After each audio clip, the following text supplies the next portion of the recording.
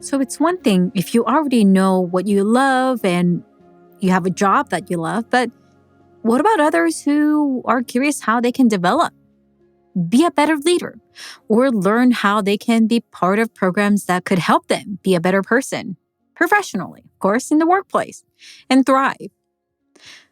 Well, of course, there's many different ways. There's courses, books, podcasts like this, and many other ways in how you can think about learning and development, the so-called L&D space.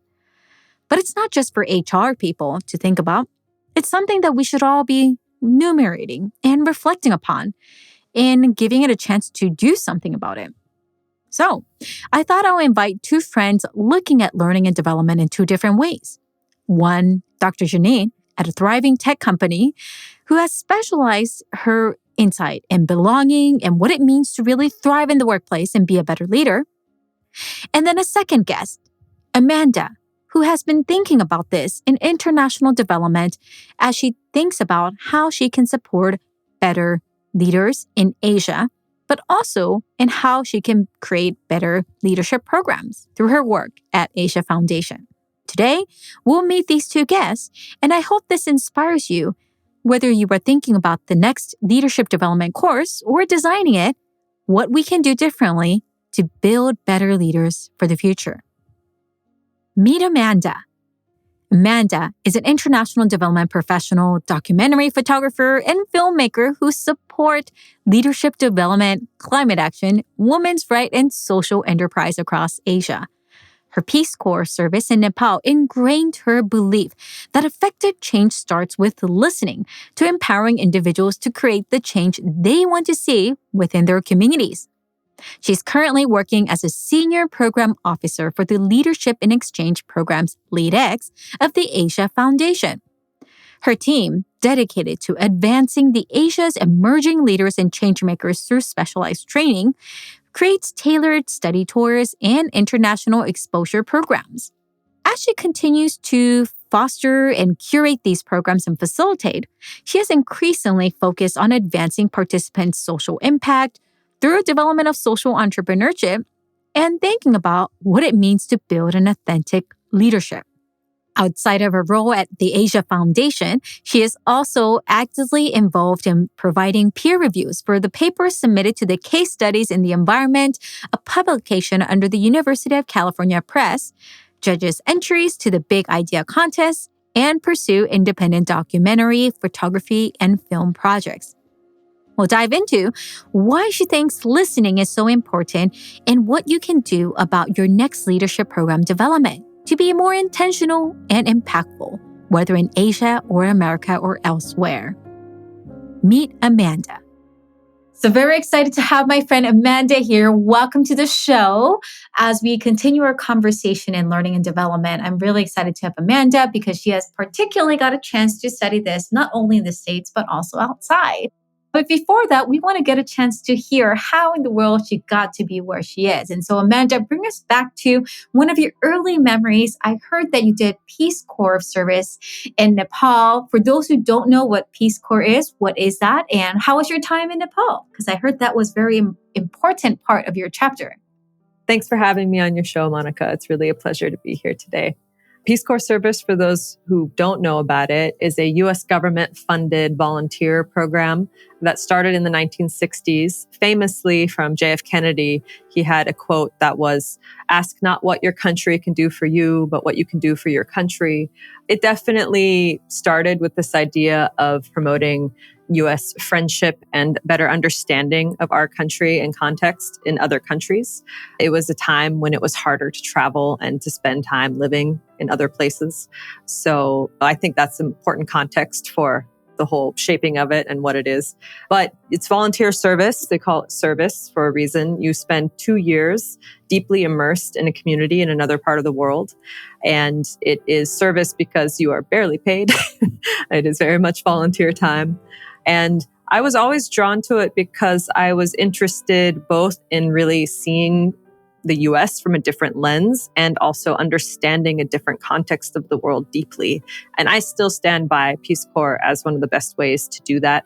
I didn't live in the capital. I lived out in a small bazaar that was 12-hour bus ride from the capital. So I was the only American for many, probably 100 miles. And it was a way to really get a different lens and understanding of the world. I really came to understand that there's no such thing as a single logic. Common sense is really defined by what is common to you and a community. It's not a singular thing. And I found those to be really important lenses when it comes to interacting with people generally and being able to take a step back and have empathy for just different perspectives on most problems and solutions in the world. Other things with Peace Corps, I think it's really important. There's so many Peace Corps volunteers, and every Peace Corps volunteer will have a really radically different experience and a different direction in how they approach doing Peace Corps service. For me, what was fundamental and baseline was I was there to listen and to be a connector of resources and things that the community I was in wanted. So I didn't come in with any prescripted solutions, really. I came in to listen and be of help how I was needed.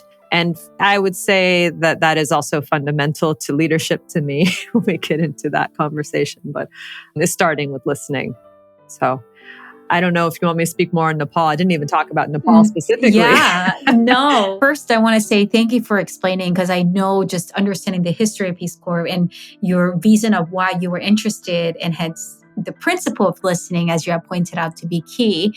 And I'm curious, even before, I know, remind me, is Nepal a location that you wanted, or you were informed that you have to go? How does that selection process work? If you were not expecting to go to Nepal, what was your impression before, and what did you learn once you were there? So I was part of one of the last generations that didn't get to choose where you went for Peace Corps service. They assigned your location based on your background.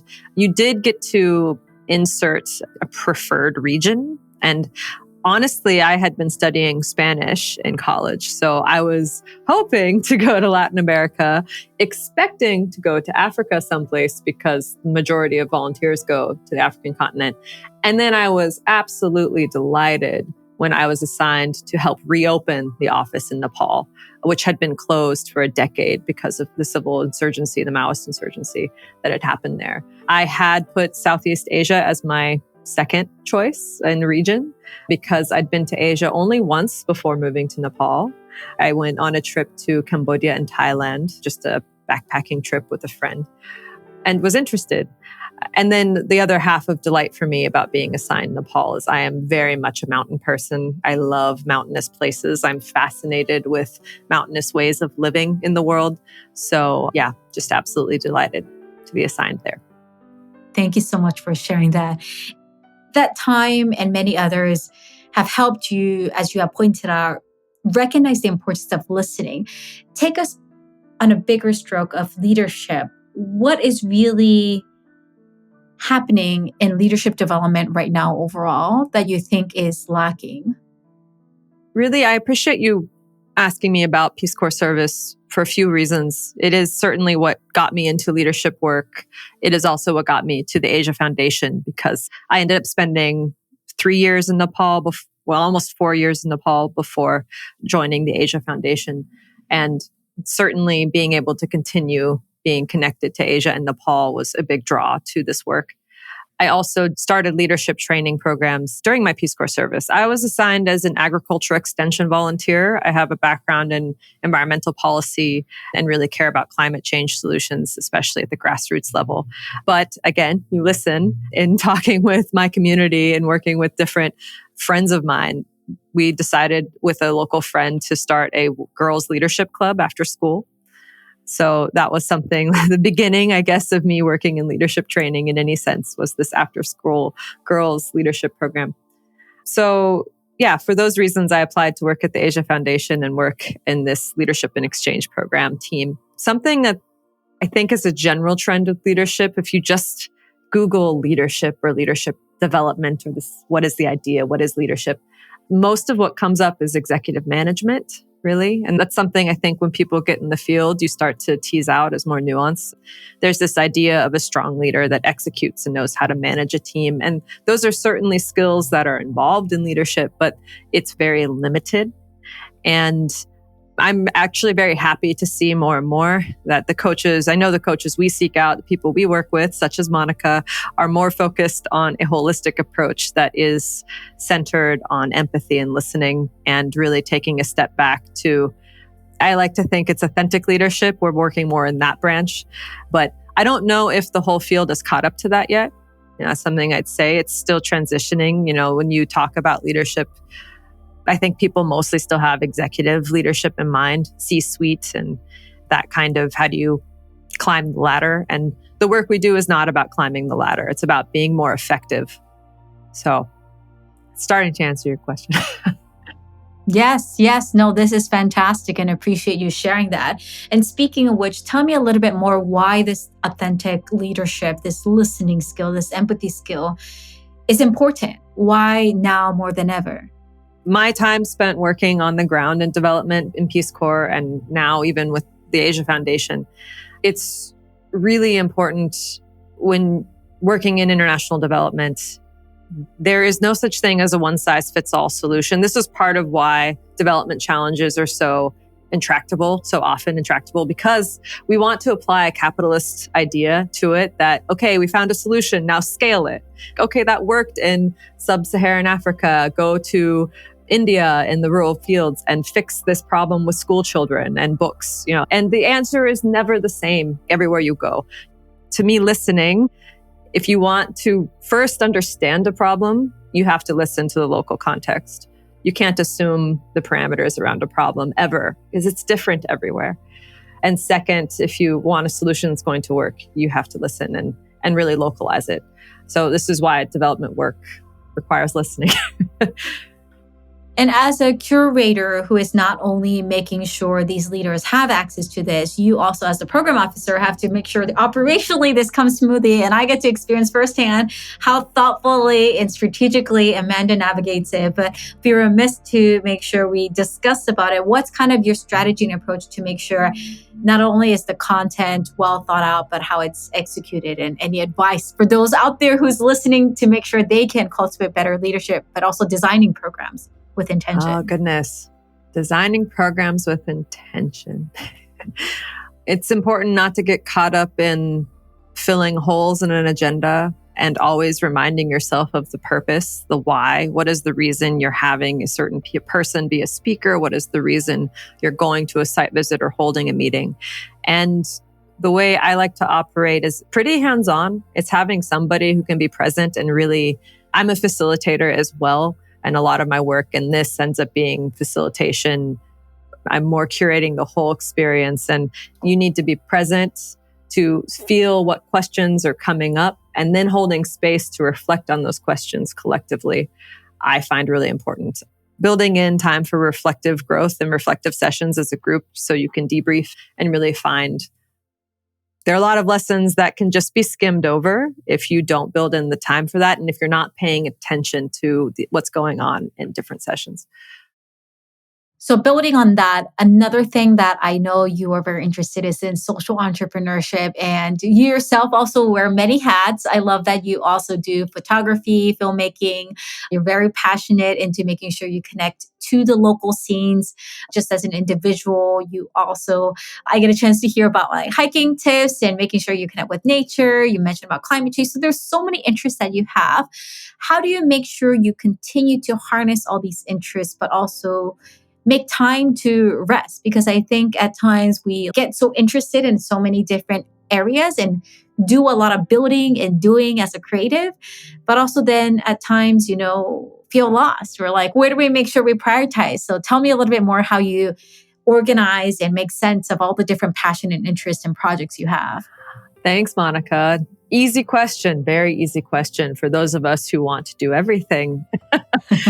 I would say, first and foremost, it's a practice like anything. It's not something you achieve. You don't achieve balance. It's something you have to build awareness, self-awareness around, and build tools for yourself to be in check. And this is so much, I guess, you're asking this, obviously it ties into what we try to do in our programs. But yeah, for myself, it's important to know your own needs and your own limitations and finding the system that works for you. I am a pretty high energy person. I need my days to be pretty full. If I give too much time for rest, I start to get depressed. I don't feel like I'm doing enough. Or if I prioritize rest over my creative practice, I also get depressed. Like I would rather get a little less sleep for me personally and get that art idea out than get more sleep and cut out my art practice. So again, there's no straight answer for everyone, but for me, that is part of the balance. It is obviously getting all your work done and scheduling things in, making routines that work for you. I need physical activities as well. That's not something I know you know as much about, Monica, but I box, climb, do yoga, run regularly. And somehow that fits in my schedule. But to me, it's important to raise that because for me, part of my balance in all of it includes a physical practice that keeps me a little bit sane. And by having some of it, like I have a setting that I go in to box. And by doing that, having a setting and a frame, it forces that accountability for it. I can't push it off. For all of the other things, it is a matter of picking one project or thing at a time. So I have my regular work, my regular physical, mental health routine, and then it's one side project a week that can be the focus that week. And that helps me not go crazy. If I try to do 4 at once, then I get lost. You get the deer in headlights. I don't know where to start. Which one's more important? I don't know. But try to break things down by week, and I break the year down by quarter. And that is a system that works for me to smallify it and try to keep different things moving because I have a lot of different balls in the air at any given time. And I just have to recognize that it's okay not to have, I can set some balls aside to pick up next month. And that's my strategy, to not get overwhelmed with it. Love it. Well, thank you very much for sharing that. And yes, I didn't know about boxing. So next time, if we do know we need tips on it, we know who to reach out and get advice into. And appreciate also your transparency that it's not about just having a magic solution. It's going to be different for every person, and finding rather what works for you is kind of the secret sauce. I'm also being aware that because of the work, you travel to Asia often. Yeah. Like, how in the world do you manage time zone? And also any travel hacks that you want to share? Oh, goodness. Honestly, this is also something that's very personal. Different people have different body types. I actually, this is not a party trick, but I talk about this as a Class B superpower of mine. It's very personal. That's why I say I am very good at flipping my clock. I have a skill set at it, but it's because I am naturally blessed to be good at sleeping. I'm a deep sleeper. And at the same time, I am very good at keeping myself awake. It seems contradictory. I'm not an insomniac. I can stay up and then I pretty much can fall asleep when I hit the pillow. So my strategy for clock flipping really is to exhaust myself and book a flight that will land at night. I'll use the screens or whatever. As soon as I'm on a plane, I need to pretend I'm in the time zone where I'm landing. That's when I start the reset. And I time my sleeping, my naps on a plane to line up more with the time zone where I'm landing. And then I use the screen to keep myself awake on the flight and be tired. So I land at night and can go to bed. That's the first strategy for me. The other is do not nap the next day. Do not nap for several days. Push through. You are in that new time zone. And so do not nap, resist it. In the afternoon when you're tempted, when you're going to Asia, it's a big flip. Yes, I do lean into caffeine in the afternoon in those 2 days. And movement. Movement is important. And so even you asking me this, so that's my personal tips, but my personal strategies impact how I program. So I will not program a full day of sitting. No. For the first day, everyone has landed. I will program some kind of touring or walking around on that first afternoon because I know that's when everyone's going to be hitting that jet lag wall. And that's very well thought out because I've experienced those as well and appreciated how thoughtfully you laid out. Visiting back to those programs in Asia, I think one of the things you have also deep insight is just how much things have been evolving and changing and the needs are as you're continuing to focus on leadership development in Asia. What would you say is one thing that people often misunderstand about the leadership development growth and changes that's been going on? Because you've been able to see it firsthand in Asia specifically. Yeah, just overarching trends as a leadership development. That's a hard question, Monica, to summarize quickly in your podcast. Well, we like to discuss about hard questions here, so appreciate you navigating it. It's a challenging question because so much of the work we do is also trying to consider the fact I'm very aware that we are coming from the West and we have a Western lens with leadership.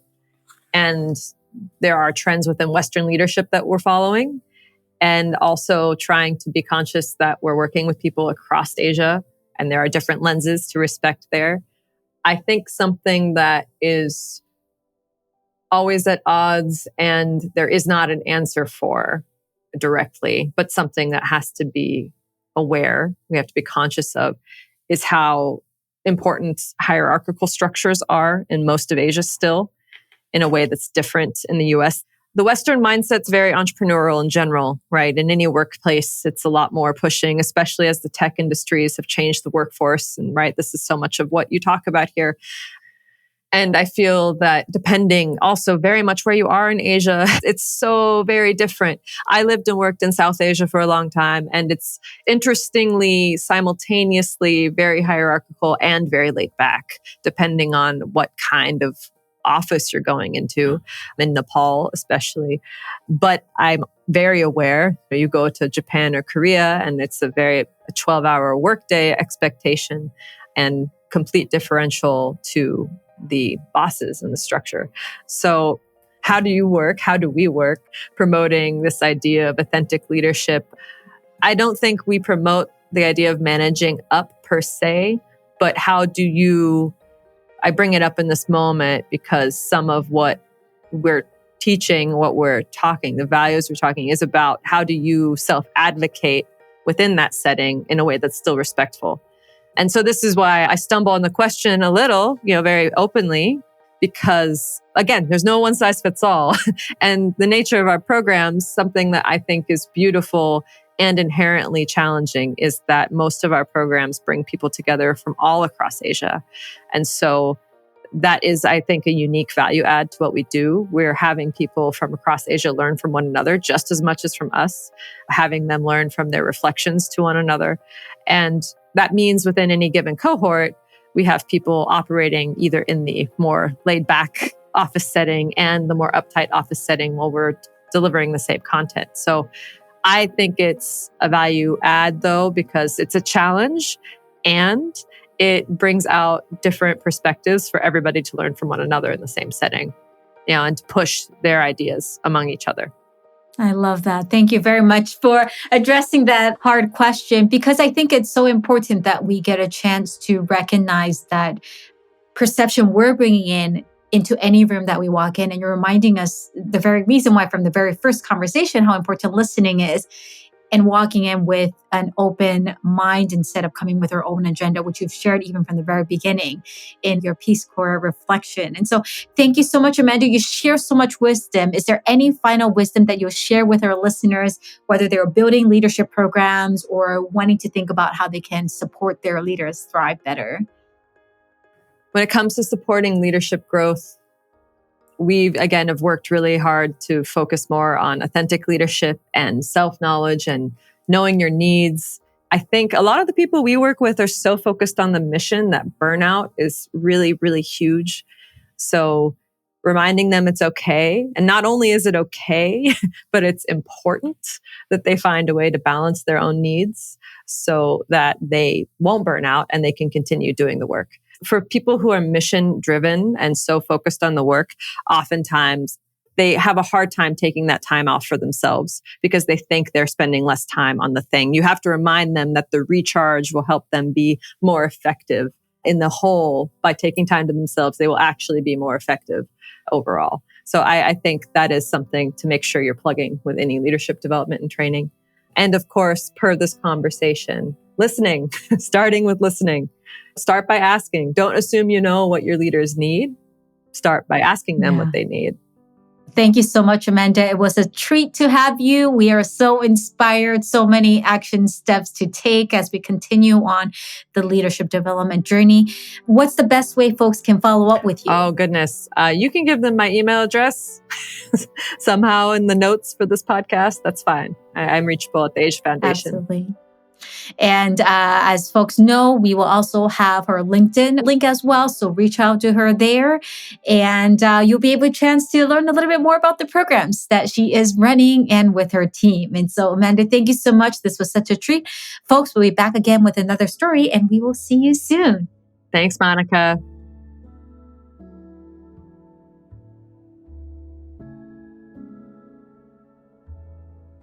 Our next guest, building on that, is Dr. Janine Lee, who has 15 plus years of experience in learning and development, diversity, equity, inclusion, digital transformation, business operation, continuous improvement, process consulting, and change management.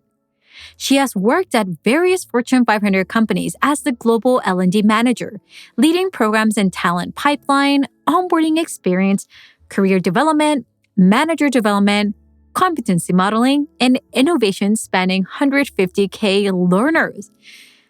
You can ask her certainly about all the different certifications she has, but particularly recently as a U.S. Berkeley has MBA graduate and the USC Doctor of Education, Dr. Janine Lee has been lecturing as an adjunct professor at top universities, including UC Berkeley, Santa Clara University, and various places, to help empower how we rethink about belonging in the workplace and how we train better leaders.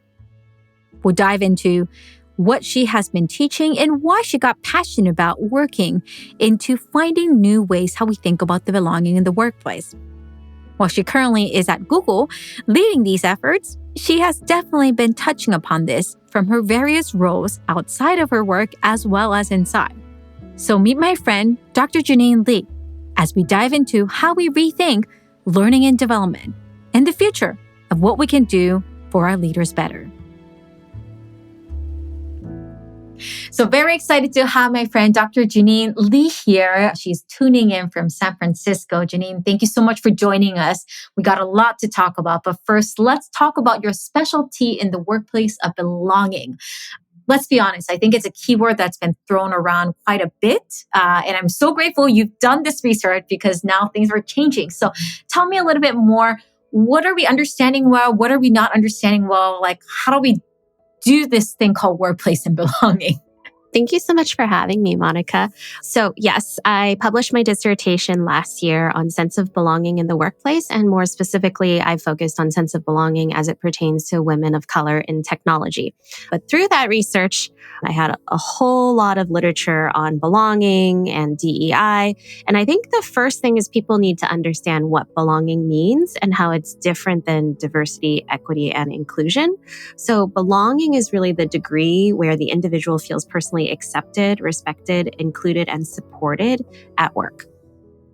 And tell me a little bit more how it has been changing. So I think belonging was a buzzword for quite some time. It got kind of added to DEI. So instead of just saying diversity, equity, inclusion, it became diversity, equity, inclusion, belonging, and it was DEIB. So really, belonging is kind of at the center. So if you were to look at like a Venn diagram, you could see like diversity, equity, inclusion, and the center of it all, or the result of it all, is actually belonging. So for everything to actually work, and for someone to feel like they want to stay at a company and that they actually truly belong and can be their true, authentic selves at work, that's really what belonging is. And as an L&D expert, so-called learning and development, you get a chance to embed this, create policies, work real time, see the transformations. What would you say we have to do better in the journey of leadership development to just better support how to foster that space and how leaders can be leaders who create a sense of belonging? Yeah, I think the most important thing is to foster psychological safety so that direct reports can feel like they can bring their full, authentic selves to work. Oftentimes, when people feel like they can't be themselves at work, that's when they feel like they can't belong. And so, leaders have a responsibility to truly understand what it is that a direct report needs to be thriving at their fullest potential and any obstacles and barriers that are preventing them from being their true selves. So it could be anything from looking at the policies that systemically that they've implemented, looking at the way social interactions are conducted within the workplace, ensuring that they have a peer or a buddy that they can rely on or confide in, and that they're creating these social spaces to create that space, making sure that they're pausing when they're delivering feedback, when they're sharing news, so that direct reports feel like there is an avenue in which that they can stop and pause and respond or process and share their thoughts, and to elevate voices in the room who often aren't heard. So leaders have a responsibility when they see that someone's not speaking up or that someone might have an expertise in something, but they're not sharing it. It's oftentimes because they don't feel comfortable. And for those who are not familiar with the term psychological safety, what's the best way to understand that? Yeah. So, physical safety is like physically you feel safe, like your body where you physically are. Psychological safety is really around your mind and whether you feel like you're free to share your thoughts, your opinions, and your ideas in the workplace, especially if they're contrasting to other people's ideas. This whole concept of psychological safety is really around whether people feel comfortable sharing their ideas, their thoughts, and opinions, and whether they will be well received by their management and their leadership team, or if in their culture, some new idea that they might bring up actually gets rejected or they feel like their contributions aren't valued in the workplace. Well, Dr. Janine, how did you also get into the field of learning and development and belonging? Why did you want to study? Yeah, so I'll take those questions separately. So let's talk about learning and development first, and then we can talk about belonging. So on the learning and development side, I've always done some kind of version of learning and development in my career ever since I've known it. I've done training as it pertains to like systems implementation. I'm a certified Lean Six Sigma Master Black Belt. So I was really in this kind of continuous improvement space and training individuals on how to get certifications to become yellow belts and green belts. And I realized that I really liked the training aspect. So when I came to Google about 7 years ago, I was hired to do technology implementation. And what I found was that I actually loved the people aspect more. So the change piece, like how are they adopting to the tool? Do they know how to use it? And as I co-created some trainings, I realized that this was actually truly my passion. And I had also been teaching outside of Google at UC Berkeley. And that was just something that I knew that I wanted to double down on. So when opportunities arose at Google, I applied for opportunities in learning and development and have been doing that consistently since I've had that career at Google. And the second part with belonging, why did you decide to? The second part about belonging, for me, DEIB has always been something that I've been really passionate about, just being a woman of color in the workplace and a woman of color in tech.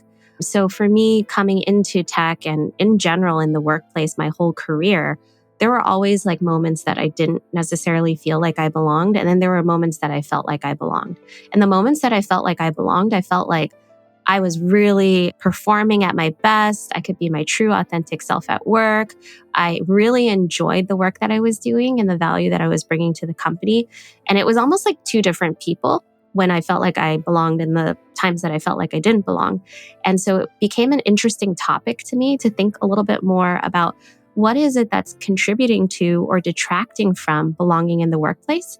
And how do I make sure that I can use my research to empower leaders as well as peers to really think about their day-to-day actions, the programs that they implement, the work that they do, to really strive to foster an inclusive workplace where people feel like they belong.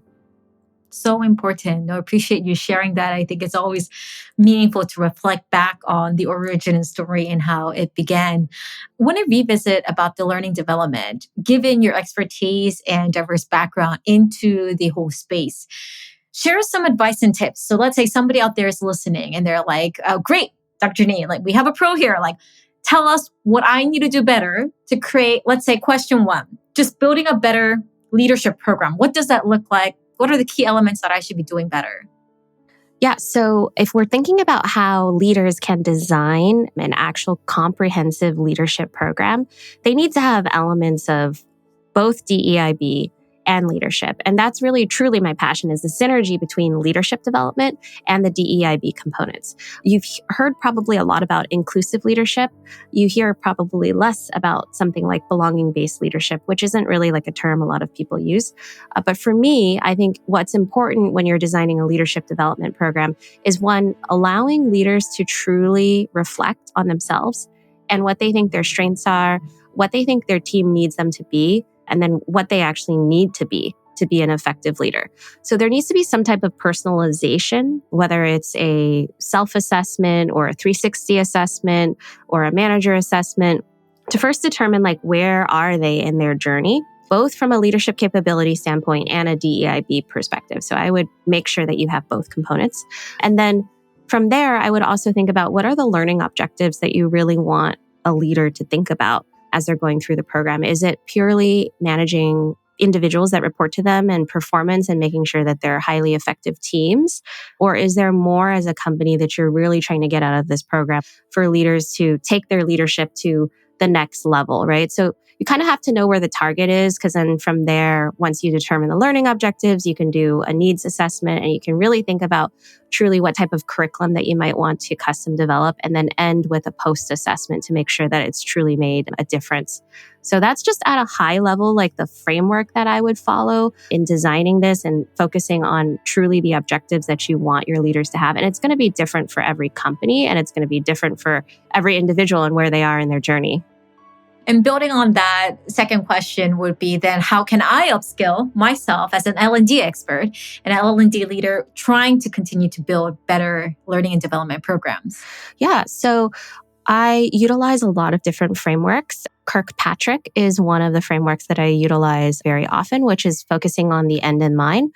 So Kirkpatrick has a 4-level framework that is utilized where you start with the business objectives and the results first. So you think about, what is it that I'm really trying to do and accomplish, whether it's increasing underrepresented groups in the workplace and you want to do like a training on hiring. What is like the key metric or the key outcome that you're trying to influence? And then you work backwards and you think about the behaviors and the results that you want to see. And then you think about the type of training tied to specific skill sets that you'd have to really upskill to get to that point, and then go backwards to developing the curriculum. So Kirkpatrick is one of the frameworks that I often utilize as an L&D leader. I also think a lot about Clark and Estes KMO framework, which is on knowledge, motivation, and organization. So a lot of times leaders think, oh, I can solve this problem by just implementing training. And if I put training in place, everyone will know what they're supposed to do. And sometimes it's not actually just training. So training is really that knowledge component, but you also have to think about the M, which is motivation, and O, which is the organization. So rather than jumping to conclusions that training will actually solve the problem as an L&D leader, you also have to think about the culture and the organization and partner across the organization to ensure that you're accompanying your training with motivational elements and organizational elements. So really looking at the full scope of the culture and the organization and not just honing in on like one singular training. That's so helpful. I can hear our listeners jotting down notes as we're sharing this. Let's add complexity, shall we? So on top of, even if I'm doing that, I know you yourself oversee multi-generations. You have a global team and a global workforce. We're still navigating hybrid, remote.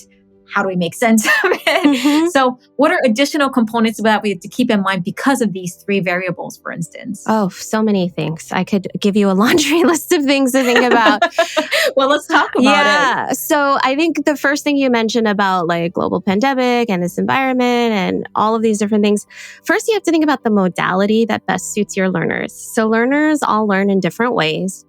Some do better through whether it's a virtual course or an in-person course. Some do better through more practice and application. And actually now the trend in the industry is to move towards more practice and application. So it's actually hands-on whether it's like experiential learning where people are doing simulations. For example, you could do like a manager coaching simulation where you have them have different scenarios that they're practicing with their peers, or moving to something more hands-on where they're actually following a process from start to finish and they're actually following step one all the way to the end. So I think the modality of the training is always really critical to understand what will best suit your learners. And if you do a really comprehensive needs analysis, you should be understanding what at large are your learners' needs. And of course, it depends on your budget and resourcing, but then you could look at other dynamics like the global aspect. Okay, from your kind of baseline curriculum that you build,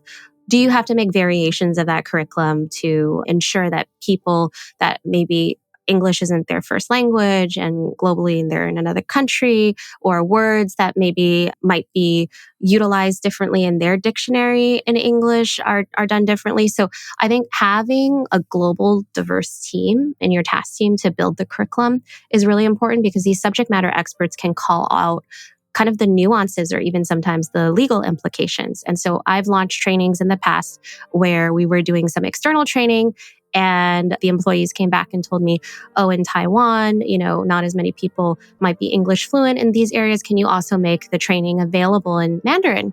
And so we actually did partner with our localization team who helped us translate the training. So there are so many different components beyond that. And then you also have to think about the DEIB aspect, right? How do you make it accessibility friendly? If people are visually impaired, you want to think about the colors that you're using. If people are hard of hearing, you want to make sure you have captions. So there's also another accessibility element for people that might have disabilities. And then you also want to think about the characters you're using. So is there diversity in the skin color and the gender or gender fluidity even of some of the characters that you have in your e-learnings? So that's just a starting point. There's a lot more. If we had more time, I would go into more detail with you, but just some things that L&D practitioners and leaders should be thinking about. Well, I think that is a wonderful start. And I totally hear you piggyback on your last comment about even visuals. I admit, I was a little surprised and shocked when somebody called me out and hey, by the way, it's great that you, and for people who know me, of course, they can see I'm a woman of color as well, Korean American, female. But so they're okay, you're a diverse person of color, but why is all your visuals with white men? And I didn't realize how visibly that was, because I was referring to images that was available online, and it didn't hit me until that person said it in front of me, in front of the entire audience. So why are your visuals not matching even what you're saying? And I'm confused. And at the moment, I was kind of hurt more of how it was come together, but I was really grateful for the person to single out that important feedback. And since then, we've actually now have an original illustrator who have illustrated many of our conversations so that we redraw, because I couldn't find anything. So we had to create it, to your point, because unfortunately in the market, even just those visuals didn't exist. Right. And so we had to redraw to make sure we think about who's actually the person who's criticizing. So it's not coming across one gender or one ethnicity, to not misposition, which are all the nuances that are key. And so I totally want to plus one, because I think these are all small details when on the designing piece. On the learner side, people can notice and feel that sense of belonging, but when you're not being thoughtful, could easily draw red flags. And they're probably listening something feels off, but I don't know why. It's all these details. And you touched on a couple of really important things in the conversation. So one was creating the psychologically safe space so that someone could bring this up with you. So I think as a leader, if you're designing a training, you want to have that feedback mechanism. How are people providing feedback and actually telling you, hey, I'm seeing something in a different light? The second thing is creating that diverse team. So if you don't have diversity in your team and your team is just all homogenous, then it's going to be hard to pinpoint these things, right? And then the third thing is that sense of belonging where it's you log in to take a training and you're is this really for me? Was this really designed for me specifically? And so if you don't see people that look like you and sound like you, just like in the workplace, similarly, right? Then you might just open it and be turned off and say, well, then I'm not going to take this training. All the examples, the scenarios people might share might not even be applicable to their job or challenges that they're facing, right? So also thinking about the scenarios that you bring forward. It's so important. And speaking of which, first, thank you for doing the work that you do. It's so important. And we need more leaders like you. But what I know of also behind the scene is that this is not the only thing you do. You do so many to make sure this message is shared around the world. I guess the number one question is we want to make sure Dr. Janine is not burned out. So how do you take care of yourself? Because I know you're very involved in your community. You're teaching also through content creation, making sure this information is accessible. How do you make sure you balance this off? Because it could creep up. It's so hard because I always tell people sometimes it doesn't feel like work because I love so much of what I do. And I'm so passionate about it that it is easy to burn out because you might not feel like you're actually working. So I will first and foremost say that I don't know that I have solved for this completely in my life. I've been more cognizant about it in my life. I think the word balance is really key. So what are moments that you need to lean in and lean out of different spaces in your life, and where can you add the most value and impact? So, I do the teaching at UC Berkeley. I'm also in the middle of authoring my book. I'm also working on some other articles to publish more of the dissertation research. I have the podcast, I have speaking. So I have a lot of different facets of my life. And when I look at my day, right, I always think about, okay, what are timelines that are adjustable? What are firm deadlines? And what are things that are going to give me the most impact? So I might have a running list of a lot of things that I need to get done or that I want to do, but maybe they don't have the biggest reach and the biggest audience. And so I think really conscientiously of, okay, if I spend my time really having this one speaking engagement versus 10 or 20 with smaller audiences, maybe that's not being widely distributed, then maybe my impact can be more scalable. So I think about scalability a lot. The second thing is I also am extremely organized. So I calendar my time, and I calendar both personal and professional time. I color code everything. I color code work time. So I really just try to carve things out. And then I think the most important thing out of all of this for balance is self-care and self-love. So it's thinking about what is the one thing in the whole entire week that you're doing that's truly, really for yourself and no one else. Yeah. And I've even made a list of the things that I consider for me. So things like taking a bubble bath, getting a massage, getting my nails done, right? Going to yoga. So I write down a list of things, and then I constantly keep looking and making sure that it's okay. It's okay to take a break. And I tell myself, and that self-love part of saying, it's okay, Janine, you're not going to get to it all. It's okay if you postpone this deadline. It's okay if you miss this opportunity because more opportunities will come. And you have to be able to give yourself that love. And if you can't, that's probably the hardest thing that you'll have to learn, because it's really easy to be hard on yourself and think that you should be doing more. Because at the end of the day, you are the one setting the bar for yourself. How high the bar is or how low the bar is, that's up to you. And then that kind of dictates how much you have on your plate and how much you have to balance and how much you have to juggle. So I would just challenge people to really think about that. And then the last thing I will say is that I spent a lot of my life thinking about my life mission and my life vision. And I know that might sound really big and lofty and profound to a lot of people. Why do I exist on this earth? What's my meaning in life? What's my purpose?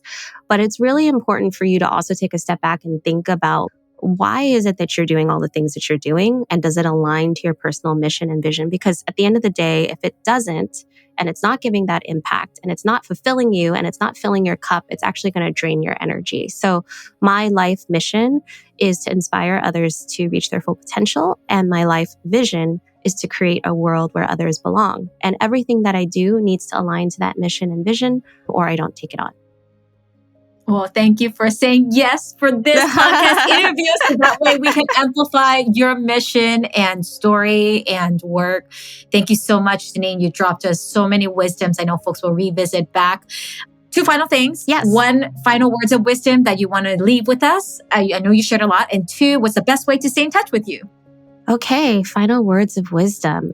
I guess I want to think about something pretty holistic, both on the learning and development side and the DEIB side, which is education is the most powerful weapon. Nelson Mandela said that. So the more that you could educate yourself, both as a leader, so thinking about what trainings you can take, where your blind spots are, what your strengths are, right?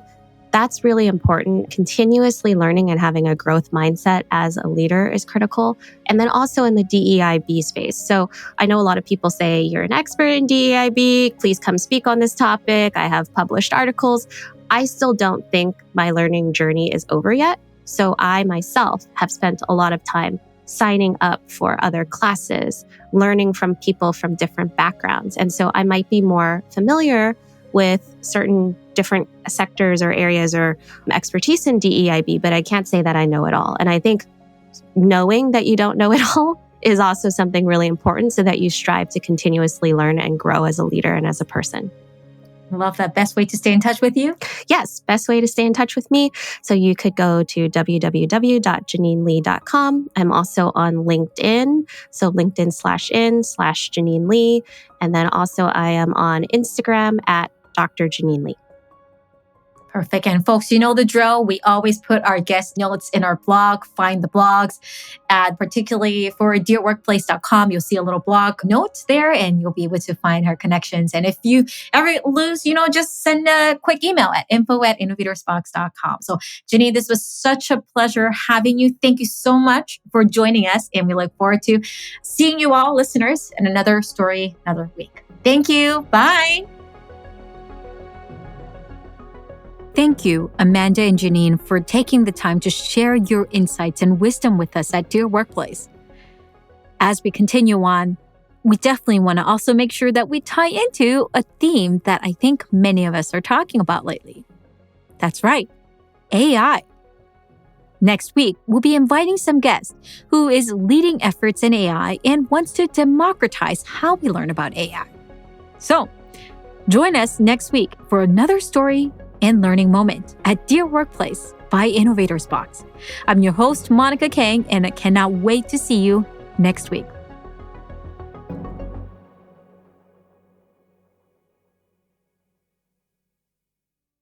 Hey, thanks so much for tuning in to another episode at Dear Workplace by Innovators Box and your host, Monica Kang, me. I hope you enjoyed today's conversation. Today's episode is possible thanks to a wonderful team who has dedicated their time and making sure you hear the quality research that you heard today. Want to shout out to audio engineering and production lead by Sam Lamerd, audio engineering assistant by Ravi Ladd, website and marketing support by Cree Pandey, graphic support by Leah Orsini, Christine Eribal, original music by Innovators Box Studios, and executive producing, directing, writing, researching, hosted by me, Monica Kang, founder and CEO of Innovators Box. Thank you so much. Your love and support and sharing means the world to us. Please send us any questions and thoughts you have and what you want to learn more on next, and we'll dive right into it.